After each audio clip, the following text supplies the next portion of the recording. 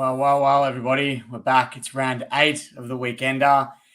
Another big week of football, but there were some topics, Marcus, that we didn't touch on last Monday night. We're doing it on a new night. It's Sunday, so we're going to probably change the fixture from now on. It will most likely be Sundays from here on out, so change your calendars, everybody. But yes, last Monday there was a couple of big topics we didn't mention. Yes, there were. So we'll get them straight off the bats before we do forget. But the two big ones. Well, the big one was Tassie being a new team, the 19th license. They're going to come in 2027, 2028, around then. Super exciting. Great for the competition. It's probably a decade or two overdue. So that was great news. And then obviously the new AFL CEO and Andrew Dillon was announced. I think that was announced the day we recorded last week. So silly of us to forget that. That was obviously really big with Gil departing, and Gil's been so good for the AFL and a much loved figure by all. I think he's one of the rare CEOs that we've had that everyone's loved. So sad to see him go, but it looks like we're in good hands with Dillon as well. So great. It's been two big, massive things to happen in the AFL over the last week.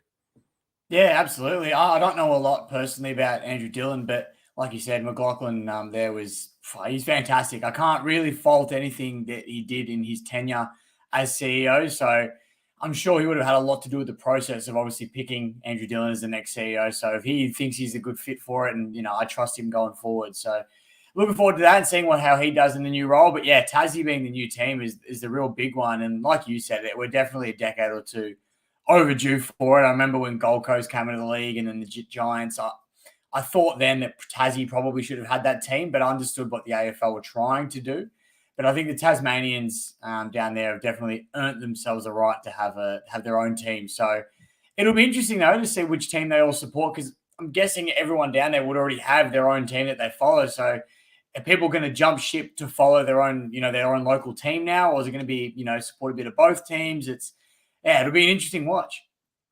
Yeah, well, I think the big losers out of that is probably Hawthorn and North Melbourne, who play a lot of games down there, and sponsorships as well. I think they're worth $4 or $5 million in sponsorship deals, the Hawks and North, that they have down there. So it could cost them a fair bit, and potentially all the supporters at Hawthorn and North Melbourne supporters could be just be jumping ship to Tassie. So it's going to be good, but at least we're going into a footy heartland.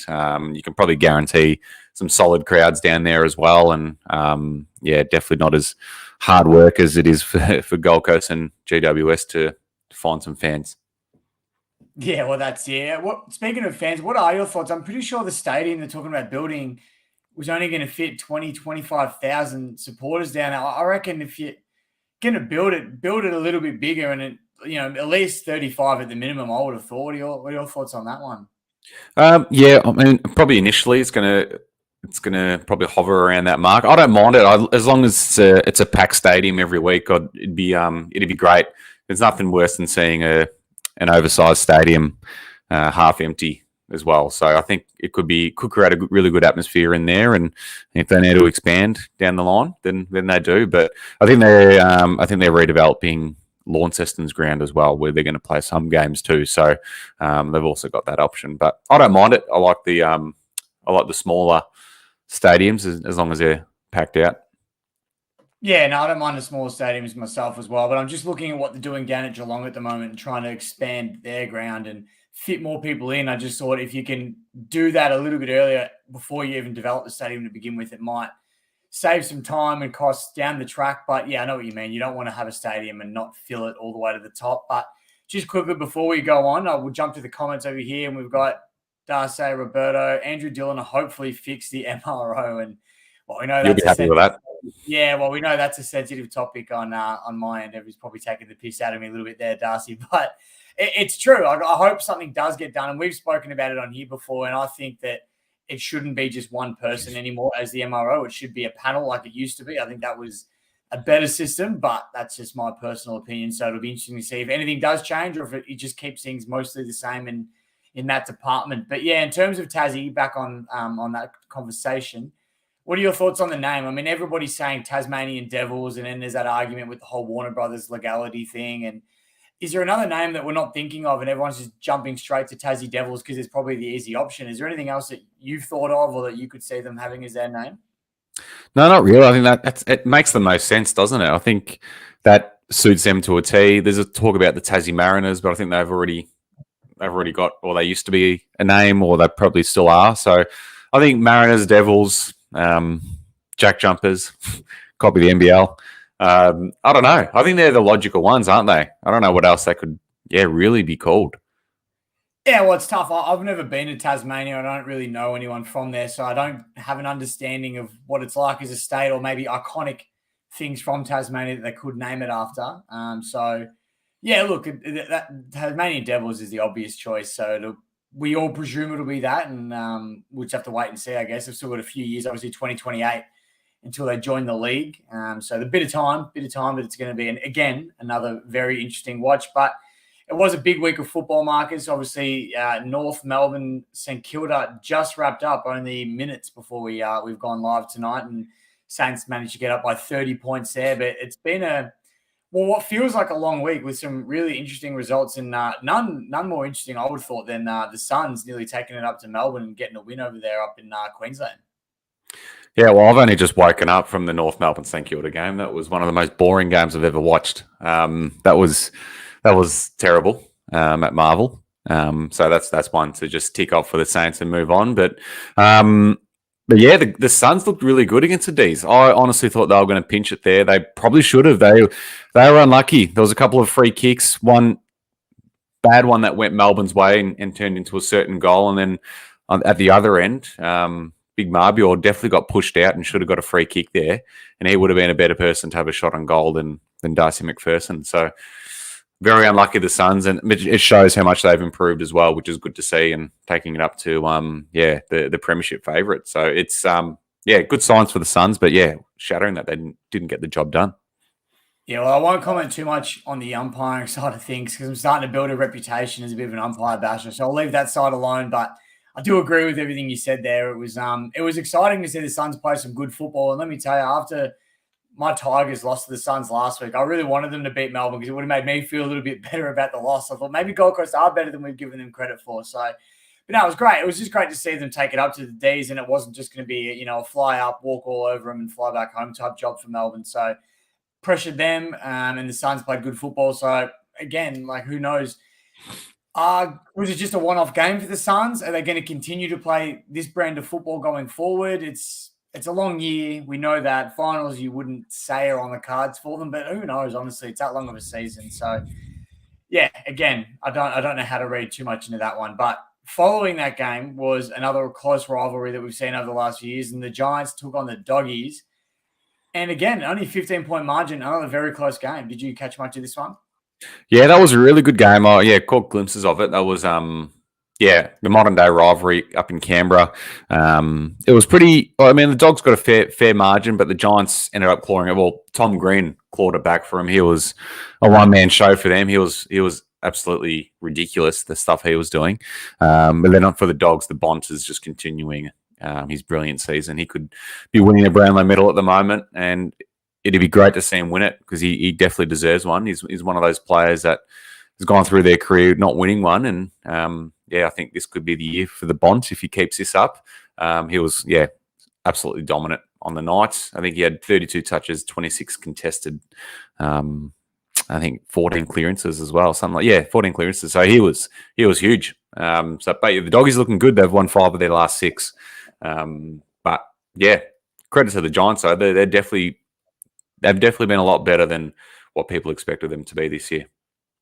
Yeah, well, I think early on in the year, like you just mentioned, that we didn't really have too much to say about the Giants. Probably thought they'd be hovering around bottom 4, and have just exceeded expectations, especially the last few weeks. And coming up against the Dogs, who have been a very consistent side, winning 5 of the last 6, like you mentioned. It was exciting. Just imagine if Toby Green had been out there, the game could have gone a completely other direction when they came back strong in that last quarter, and you just thought, Toby was out there and he gets his hands on 1 or 2 of those forward 50 entries, you just don't know what could happen because he's a magician with the football in hand. So it would have been exciting. But, again, just a strong finish from the Bulldogs there and getting a very solid win over the Giants. Yeah, absolutely. So yeah, 5 of the last 6 for the Dogs, and they're building very nicely after a slow start. So they're definitely going to be up there come the end of the season, which is good. But one also to note on the Saturday night, the Freo Hawthorn game, not the most exciting game in the world, but it was great to see Nat Fyfe come on as sub, kick a goal as well. Slowly find his form. He's probably the best player to ever be a sub. But just great to see him come on and do well. Yeah, well, how many times would you think you'd see a two-time Brownlow medalist coming on as a substitute? It's an absolute rarity in our game, to put it bluntly. But yeah, look, fantastic. Nat Fyfe's one of those players I think that we're all pretty excited to see back playing his best football. I feel like you just can't hate Nat Fyfe. He's one of those loved characters in the game, and obviously he's towards the end of his career now. But I think the more that we can get to watch him and appreciate him as a player, it's going to be a wonderful thing. So hopefully we see more of Fyfe in starting the game, so we can get more of him. But no, it was just good to see him back, like you said. In that goal he kicked as well, nice little snap over the head. It's what you want to see from Fyfe, and hopefully he plays a bit more of a forward role and can get on at the end of a few snags.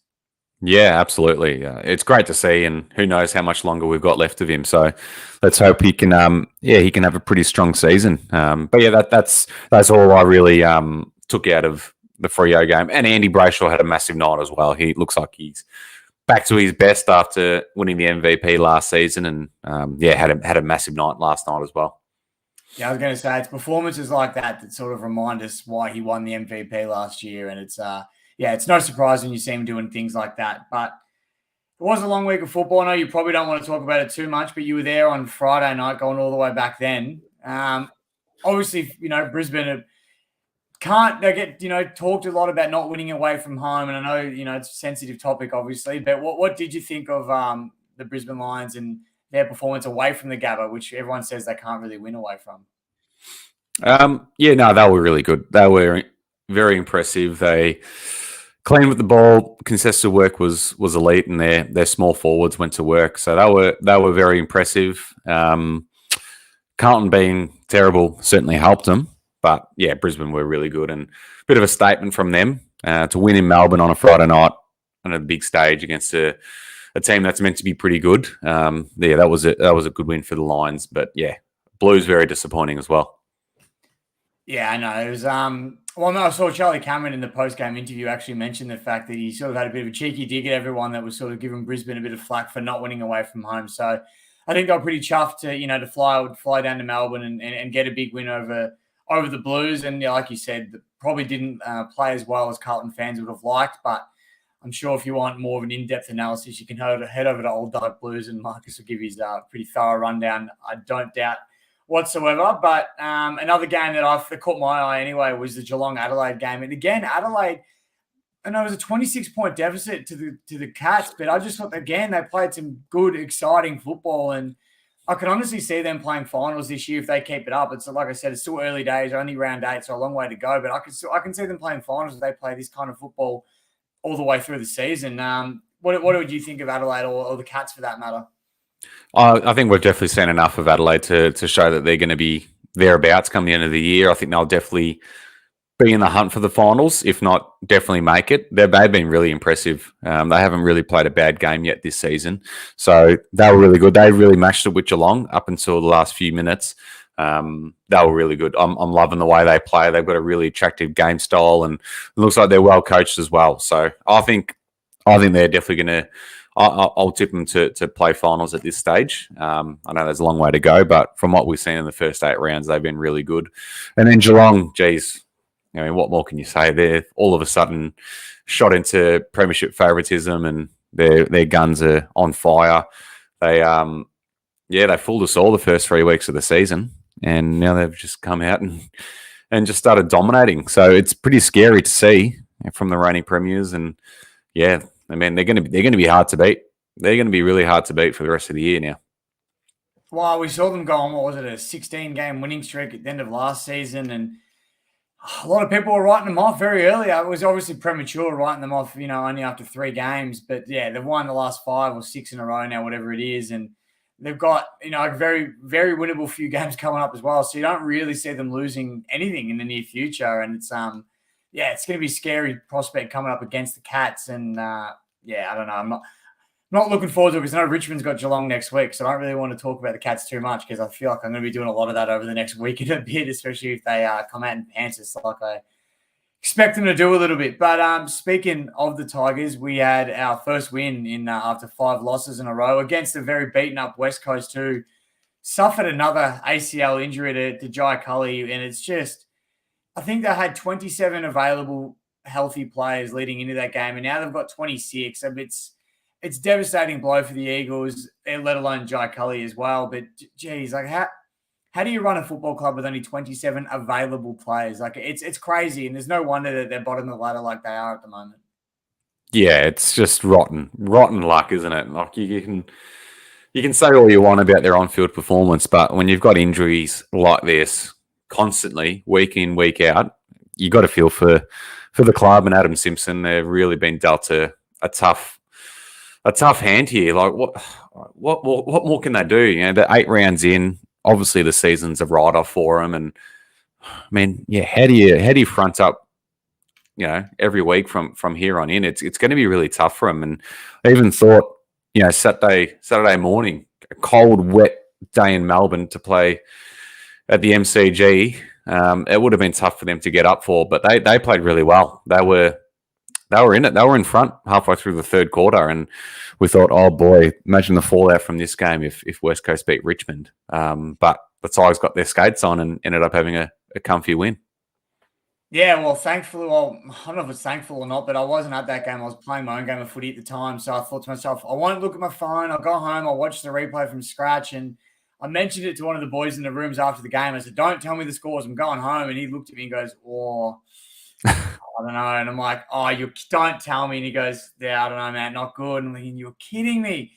I'm like, all right, what happened? Like, how bad was it? Just tell me. He goes, no, I won't ruin it for you. I won't ruin it for you. So he got into my head. So, of course, I checked my phone prematurely, seen the result and thought, oh, you got me. He got me good. So I've only been watching the replay today. I've still got the last quarter to go through. So I don't know too much about the game. But, yeah, like you said, West Coast were up, I think, by a few points halfway through the third quarter. So from what I've seen, I was pretty disappointed in the Tigers. I thought, this is a real chance to sort of get a bit of confidence within themselves. But, geez, to be that close to a team that's been decimated like West Coast has is it was pretty disappointing, but still got a quarter of footy to watch, so we'll see how my opinion changes in the next little bit. But you mentioned Adam Simpson before and how tough he's doing it at the moment, and he's doing it that tough at the moment that he's even gotten a gig as a goal umpire in AFL 23, if you haven't seen that.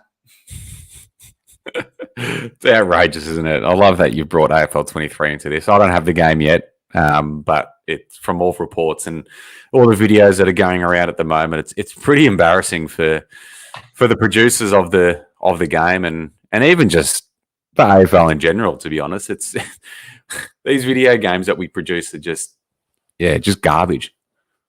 It's look, I got the game pretty much the day or the day after it came out. I thought I got to get it. I got to know what all the hype is about. Like, and it's one of those ones where the AFL games in the past have never been fantastic, but to me, they've always been fun. So I thought, you know what, I'll have a bit of fun with this one. I'll buy it. I'll play it. So I got it the other night. I've only played 2 games with it so far. So I'm still very, very fresh into the game. But let me tell you, it was, I feel like it just didn't really improve much from the last game, which I think from memory was AFL Evolution would have been the last one. So I hadn't improved much since then, which is disappointing. And then, with all the glitches and stuff like that. And for those watching, here's a preview of what it looked like. There's Adam Simpson as the goal umpire, which I haven't seen this pop up yet. But to me, that's just, you can't have that. You can't be having that. It's, that's ridiculous. So I know they've come out and released statements saying that they've got patches and they're going to fix the game, but I just think if it's not quite there, don't release it for the sake of it.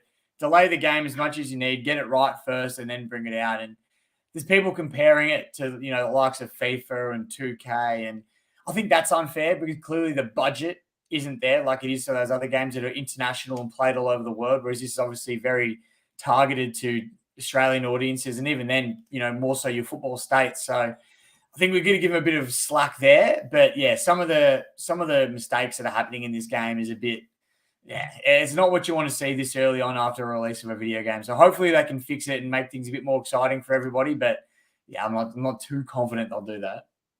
Yeah, well, once the patches get released, make sure you invite me over and we can play it. No, absolutely. We'll do that. And if it actually turns out to be all right and the patches are pretty good, we might do some content for Pressure Point as well and chuck some videos up there. So watch this space for that. But was there anything else over the weekend, Marcus, that caught your eye? Oh, to be honest, mate, I really after Friday night, I tried to check out as much as possible. Definitely was questioning whether to keep following football. You know the mindset we get in after a tough loss or a build up of tough losses, and just tried to stay away for a little bit and forget about it. But sucked me back in by Sunday, and I'm already feeling good again. But what else? I think that was pretty. We pretty much covered most games. Obviously, the Pies today did things in reverse. Really, they were leading the whole match and then ended up kicking away a little bit. So they never really had to come back from a deficit. I think they were 8 points down at half time. So they clawed back an 8-point margin. So they still were typical Collingwood, but they were good. They were good, but it says a lot about Sydney too. They've lost 3 in a row now, and a bit off the pace for sure. Well, is it the not the grand final hangover? That's the wrong way to word it. But we've seen teams that have lost in the grand final just not perform the next year, and I don't know. Sydney have been so up and down this year. It's hard to gauge. We've seen them play some really good football, some really bad football, and then games like today where it's kind of hard to get a read on them. But like you said, they've lost 3 in a row now, so it's trying times for the Swans. I still think that they can come good because the list is still the same. They've still got the ability. It's just probably gaining a bit more confidence back in themselves. And I think they'll find it. It's just a matter of time and hopefully for them sooner rather than later. But today you and I were out for lunch together and checking our phones constantly for the Port Adelaide Essendon game, which was an absolute nail biter in the end. Came down right to the wire and Essendon put on another great performance. Yeah, the Bombers were good. They've been really good under Brad Scott. They've clearly changed a lot of things. Defensively, they're a lot better.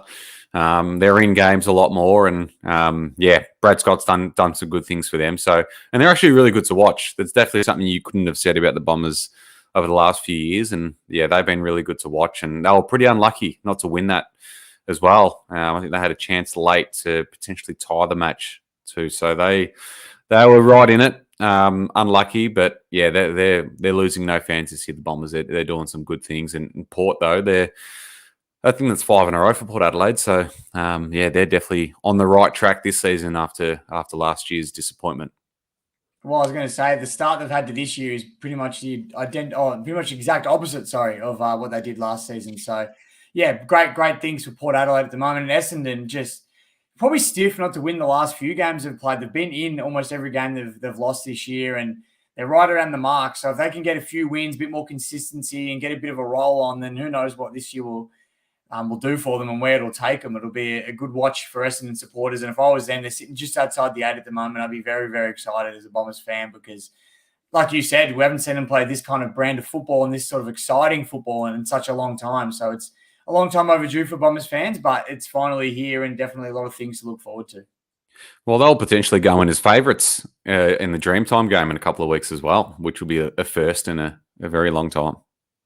Yeah, well, absolutely. I'd say that'd have to be honest. With the football we've been playing and the football they've been playing, they'll definitely go in favourites. And I've got my tickets to that already, so I'm looking forward to it. But yeah, we haven't lost to Essendon, let alone in general, let alone in Dreamtime. It feels like it's been 10 years now, so it's been a very long time. So it's unfamiliar territory heading into this game as the underdogs. But I think Essendon have obviously deserved to be the favourites heading into this one this year with the brand of football that they're producing. So look, it'll be a good game in a couple of weeks' time. It's always for a great cause, and we'll be doing a little Dreamtime special video between me and a very good friend of mine. I don't know how you and him get along, but we'll have to wait for the video when it comes out to see how your friendship pans out there. But now we do have a Dreamtime special video coming out too, which we're looking forward to. So it's a couple of weeks away still, but that would be good.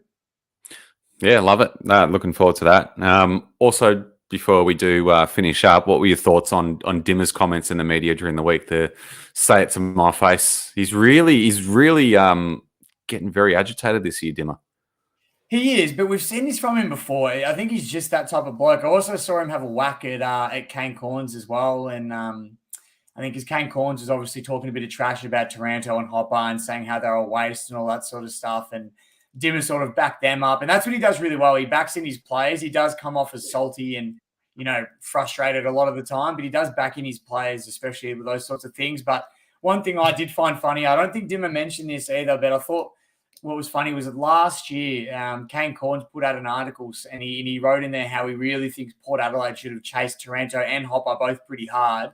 And funny, Richmond get them, and he says it's the wrong deal, and Richmond should have done it, but he wanted them for Port Adelaide. So I love how the media works like that. But in terms of Dimmer's comments, you know what I find interesting?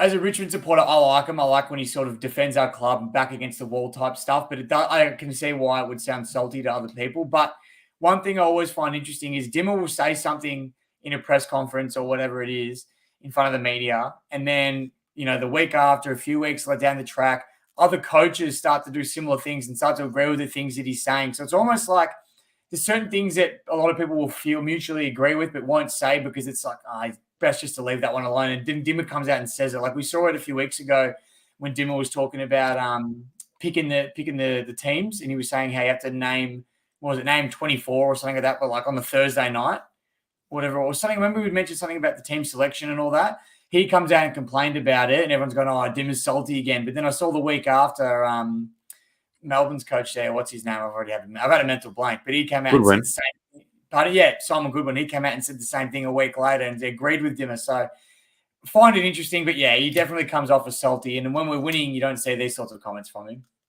Yeah, exactly. Yeah, I mean, it's been a long time. Obviously, Richmond have been such a powerhouse over the last few years, and you're having a pretty down season. So pressure's really affecting him, and yeah, he's definitely changed his tone in his press conferences. That's for sure. Yeah, well, I've changed my tone in just day-to-day life as well. I think this is the first time we've lost 5 in a row since 2016. So unfamiliar territory again for Richmond and Richmond supporters, but yeah. It's tough. It's a tough one because as much as I want to complain and be upset with how we're playing it, no one feels any sympathy towards us. So we sort of feel a little bit on our own at the moment. But it's it's a weird place to be in for Tigers fans right now. Yeah. Well, nothing's changed too much for me anyway. Just the same old. Save it for Old Dark Blues. Save it for Old Dark Blues. I want sympathy. Give it to me. No, sorry, mate. You're a Carlton supporter. You're not getting any of that from anybody watching. But I think that's pretty much us done as a wrap. It's a new time slot, Sunday night. I think it's probably going to be a permanent. It probably fits in well after the Sunday game. You roll straight from the game, straight into the live show. I think it's a good way to go about it. So we'll look at doing this from here on out, but obviously keep an eye on the socials for that.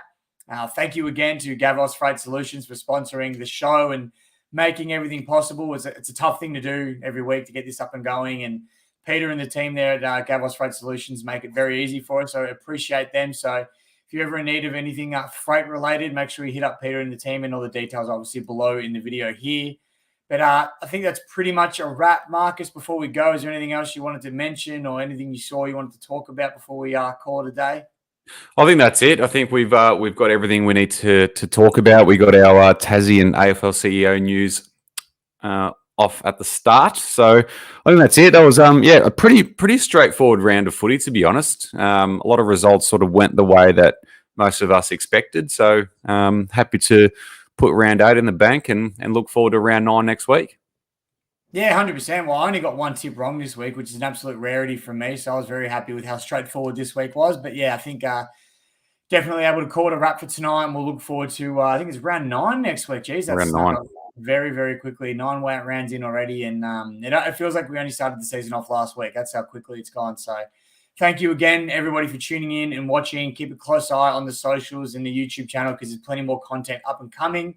Our merch is selling very well. So if you're in the market for a new hoodie, T-shirt, whatever it is, jump into the bio and check out our merchandise store. Because stuff is selling quickly and you don't want to miss out, especially with the winter season now well and truly upon us. It's been freezing this weekend, so our hoodies are going to come in handy, very much so. So jump over there if you haven't already and pick up some Pressure Point merch. But until the next video or round 9 for the weekender. Enjoy your week of footy, and we'll see you all then.